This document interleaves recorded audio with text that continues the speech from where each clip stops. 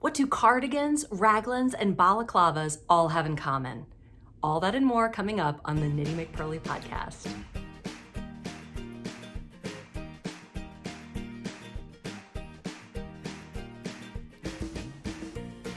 Hi knitters, welcome to episode 65 of the Knitty McPurly podcast. I am Devin Ventry. You can find me online as Knitty McPurly at knittymcpurly.com and as Knitty McPurly on Instagram. And if you want to email me, I'm Devin at Knitty McPurly. So, retreat sign up started on Sunday and it is sold out. In the first hour, I sold as many as I originally thought. I originally thought, well, we're gonna have about 50 people. But as I kept getting feedback, I thought, I think I'm gonna need more than 50 slots. So I opened it up for more. But if I had only done that 50, it would have sold out in an hour. But it stayed open until Thursday, yesterday, and there are 86 people registered, not including me. So 87 total. Crazy. I'm so excited. You guys are so excited. It is just awesome. I'm very, very pumped about it. It's a little scary, I'll admit. And my husband was like, wow. And even the people at the retreat center were like, this is the fastest we've ever seen anything double in size. So it's just going to be great. People are really excited to come and just have fun and knit and talk to each other and be relaxed. And it's not going to be pressury or weird. It's just going to be fun. So we're all very, very excited about that. What else? My husband and I are going to go visit. So it's our 20-year wedding anniversary in April.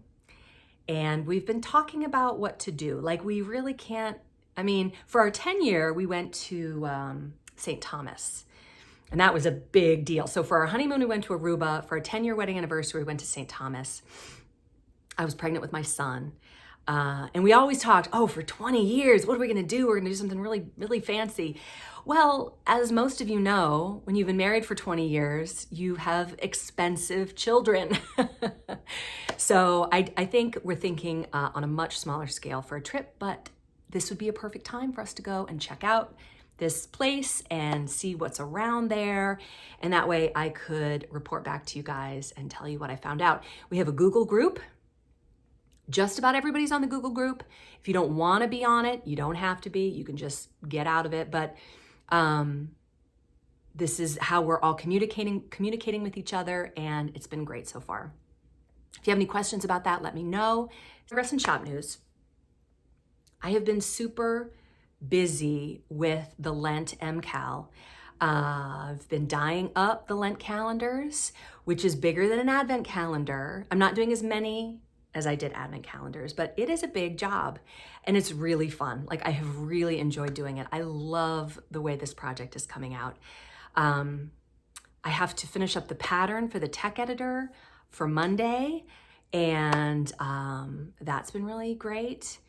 You know, one thing about having written a lot of patterns is that you get better at it. You know, like anything else, the more you do it, the easier it gets. And so there's that. I can throw things together pretty well at the last minute, and that will go to the tech editor next week. Right now, I'm leaning toward the mystery knit along, whether you bought a Lent calendar or not, being delivered to you via the website digitally.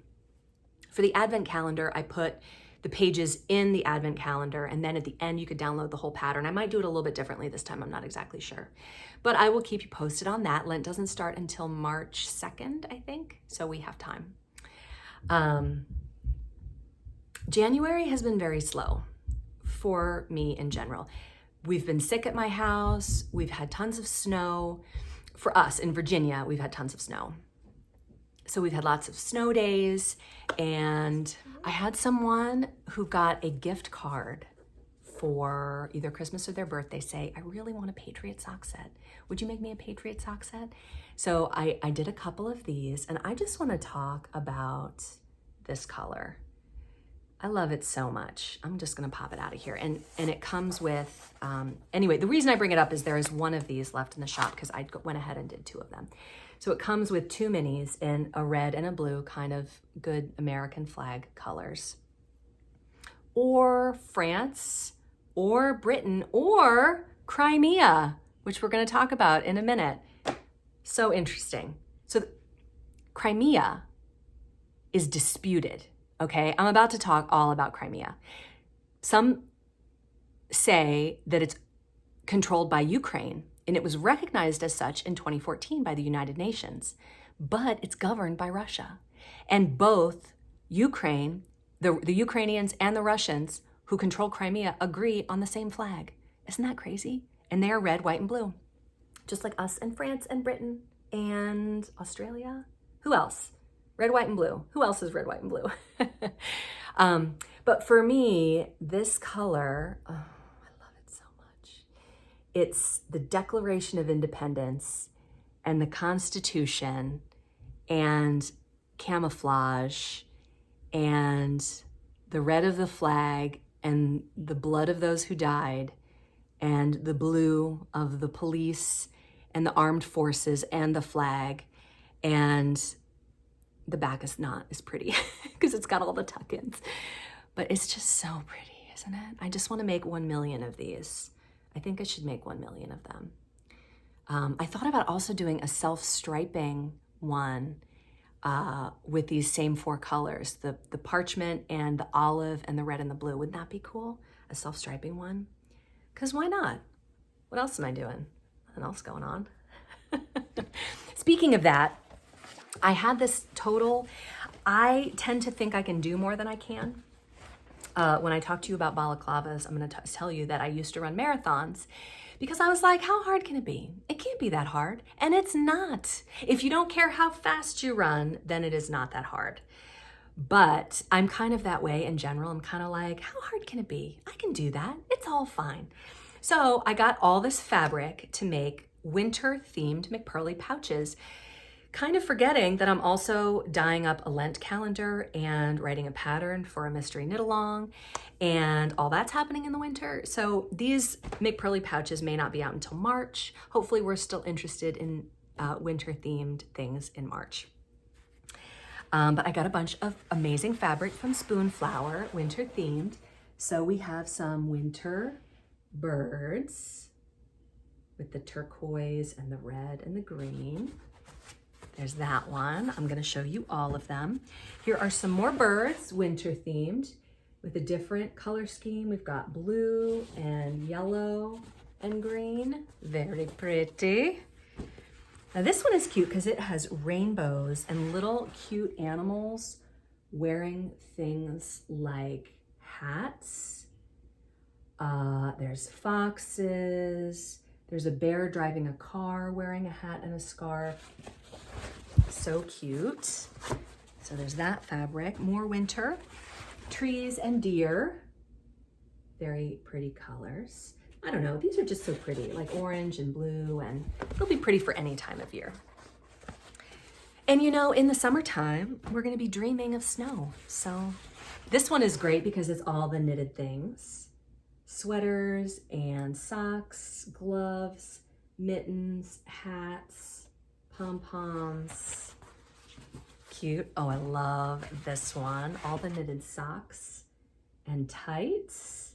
I hope you can hear me when I hold these up. And look, this even has knitting needles and yarn. This is like the quintessential knitting one.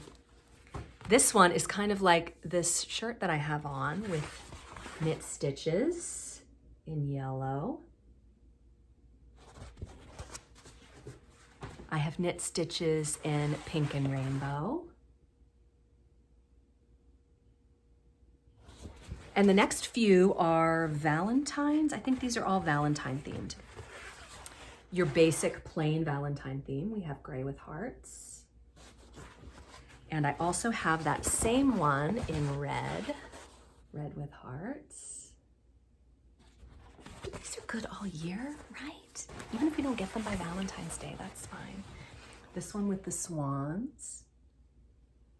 and hearts. And this one is my children's favorite. I feel like I need lots of stuff in this fabric. Avocados with heart pits. We love avocados in my house. So cute. My teenagers are going to be begging me for pouches out of that fabric. I know. What was I saying? I can't remember. So anyway, today I am wearing my Williamsburg cowl, which is probably my favorite cowl pattern. I have two of these. I knit one in this golden color. This yarn is by Bigfoot Fibers, and my other one is in a beautiful gray by Kim Dye's Yarn. And this is just a great fingering weight cowl pattern. It's got bobbles and cables, and it's just really great. And I am wearing my fingering weight Potomac cardigan. I'm wearing sweatpants. So this is my fingering weight Potomac cardigan. It has a pocket. Last week I had the worsted one on. But we're going to be talking more about that today, so I'm excited about that. Okay, other new things that are happening. The Blocked magazine, which is a free online knitting magazine, is going to be out, I believe, February 1st. Neil has sent myself and the other contributors the penultimate edition, one of my favorite words ever, to look over. And I have found Neil to be very open to suggestions, which is really nice. I think it's going to be great when it all comes out. First time this is happening, so he's feeling it out. We're all trying to feel out exactly where we want this to land, where he wants it to land. It's mainly his thing. But I think it's going to be great, and that should be out February 1st. I don't know how you get it. Probably go to Blocked Magazine has an Instagram page. You can go there and look. And I think if you click on like the link tree, you can find, all of its location and whatnot. But that is coming out, and my cotton candy mitts will be in there, and there's some other great patterns in there that are really fun. I don't want to do any spoilers, but it will be fun, and it's coming soon. It is a little controversial, of course. I remember when I was a kid, my mom used to get People magazine. This is going to be like that. It's a little gossipy, but I don't know. It's interesting. So anyway, okay, you guys, word of the week. The Earl of Cardigan and his commanding officer, the first Baron Raglan, fought at the Battle of Balaclava. That happened.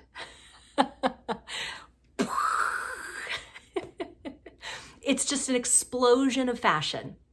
So let's talk about this. This is super interesting. Okay. And it's kind of interesting in a modern way too, because we're talking about the Crimean War. The Crimean War took place from October of 1853 through February of 1856. So about 10 years before the American Civil War. And I'm going to put up some pictures of Crimea. It's this little peninsula that juts out into the Black Sea, and it has been disputed here and there for a lot of time. And it's interesting because it involves Russia and Ukraine, which are also in the news right now.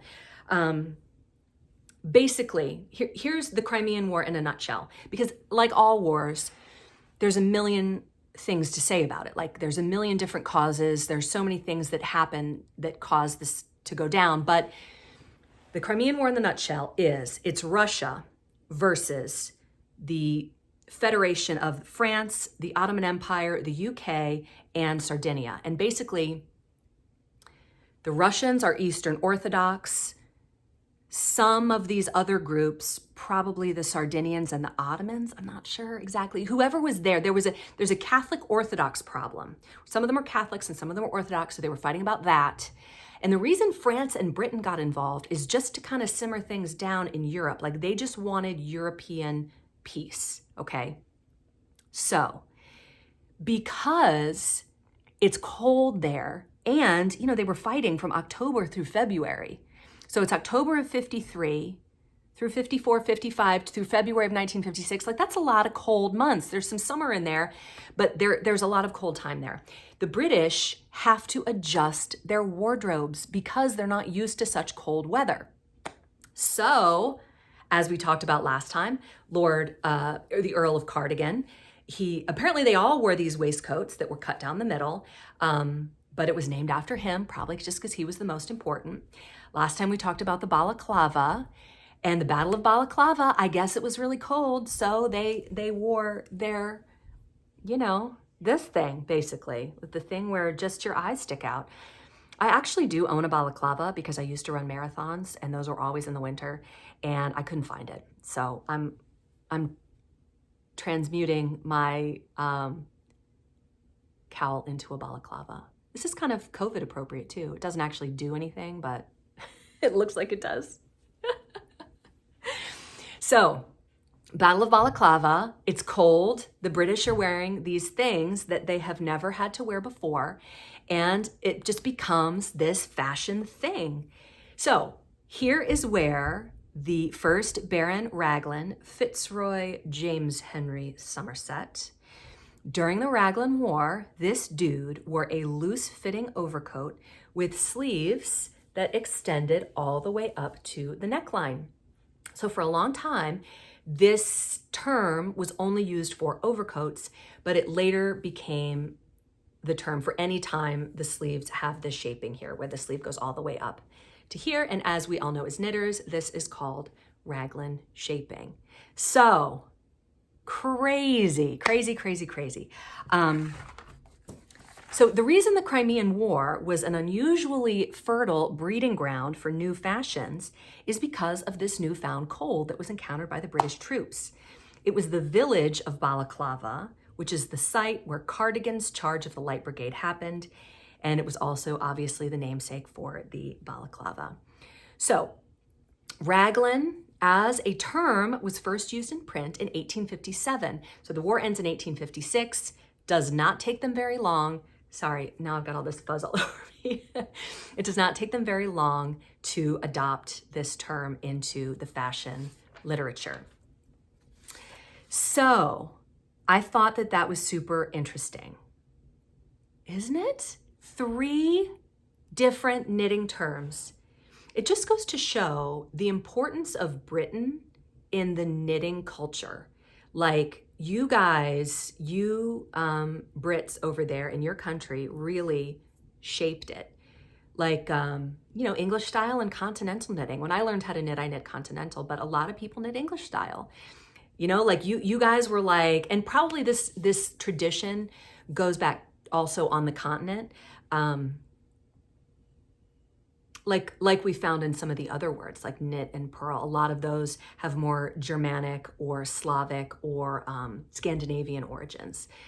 So it makes sense, right? My country, the United States, is only about 250 years old, and knitting has predated it by quite a bit. So you guys, you had it first.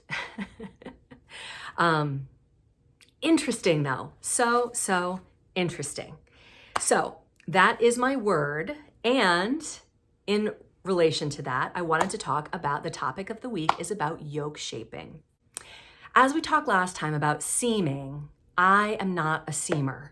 I have some in my designs, a little bit of seaming, small amounts, such as in the Molly sweater and the Canyon cardigan. Most of my sweaters are either top-down raglans or top-down round yokes. So I thought I would just briefly talk about those a little bit. I was thinking back to the first sweaters that I knit.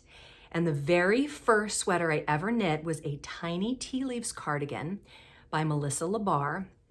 And this is a round yoke sweater. And I remember being so confused about the sleeves. Like, I was knitting it and I was like, how does this work?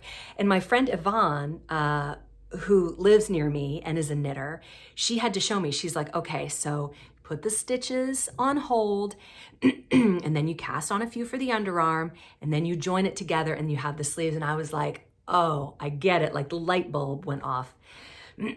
So the very first sweater I ever knit was a round yoke. The very first raglan sweater I ever knit was the Featherweight Cardigan by Hannah Fettig.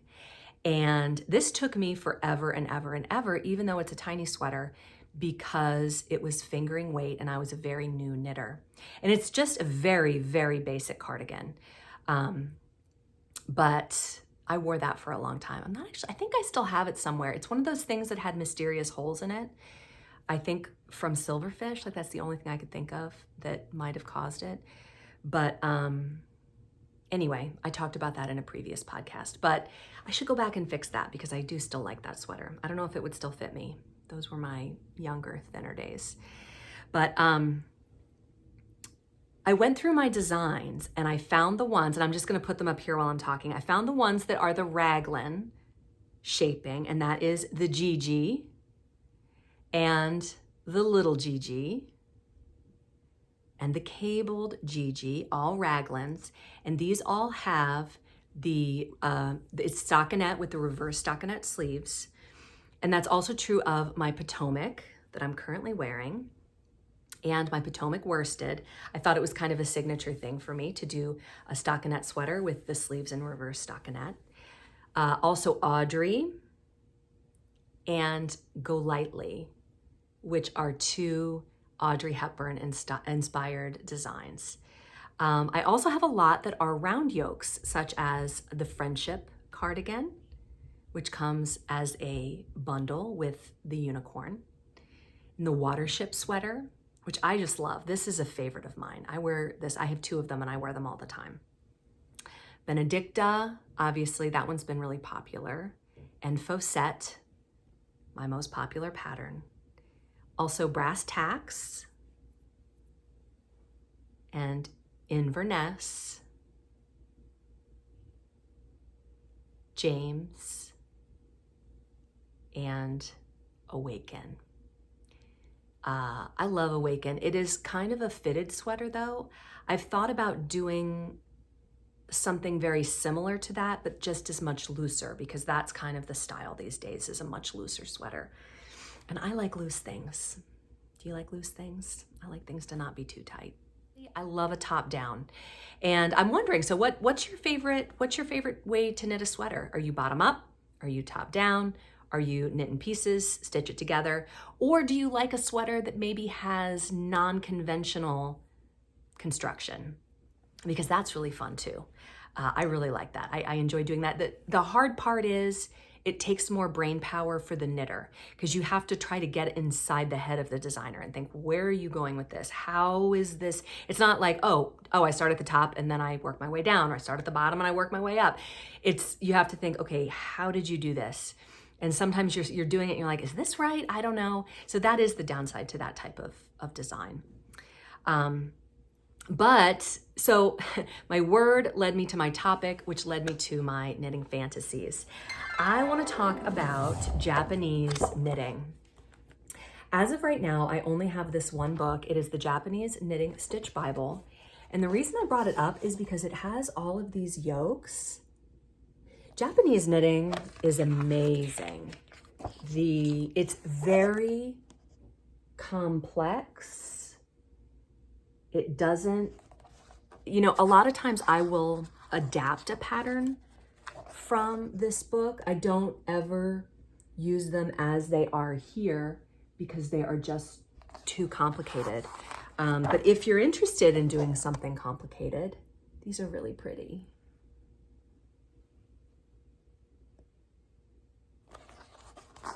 And I love that it has like the increases in there and everything. Those are all the yokes. But this book is awesome. Now I say that, but like it has like the definitions of all these different stitches that they use, and they are just insane. It's just crazy.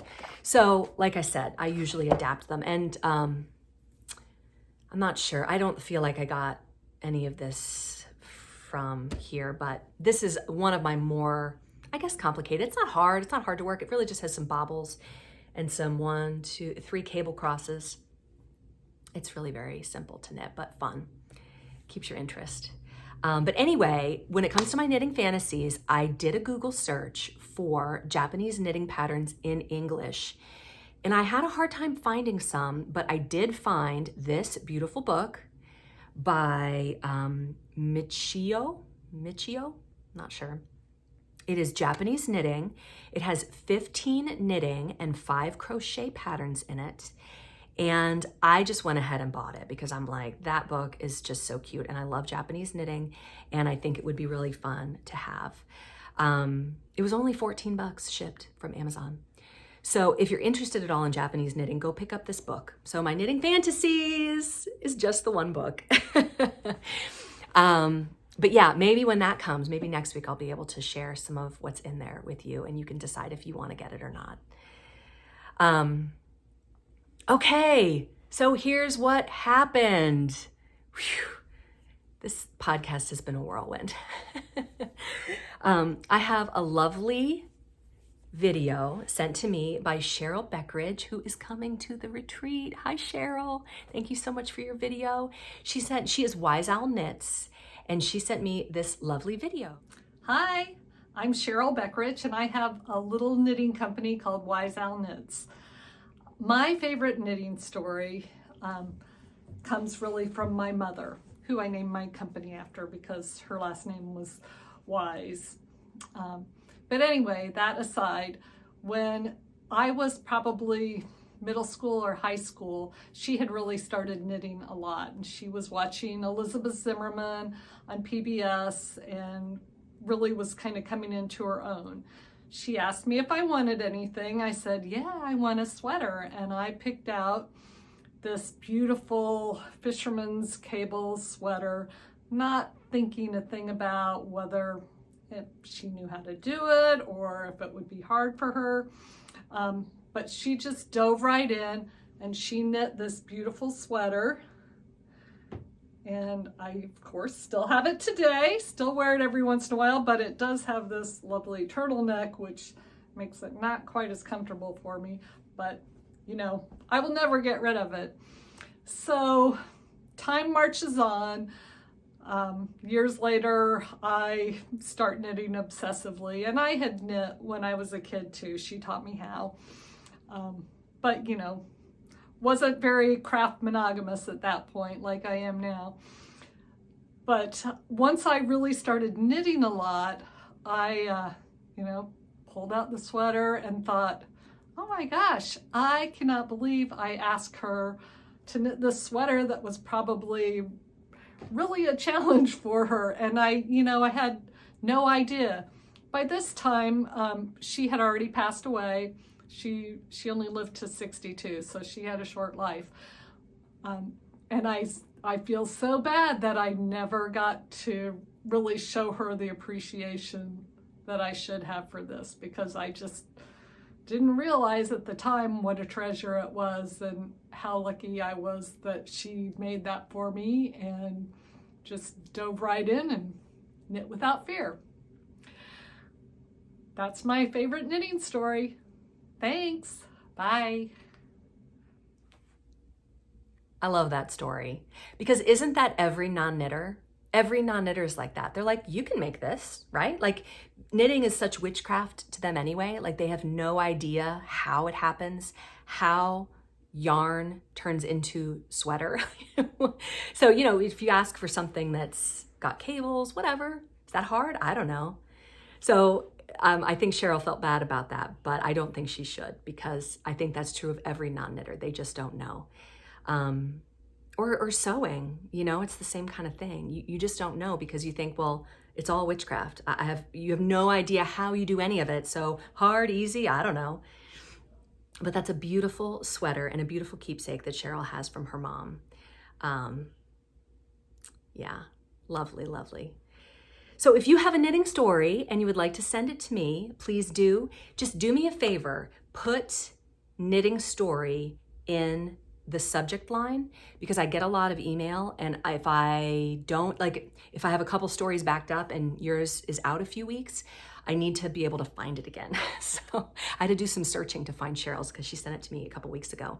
But I was so glad I did. I was worried that I lost it and I didn't remember. Luckily, Google did not let me down and I was able to find it again.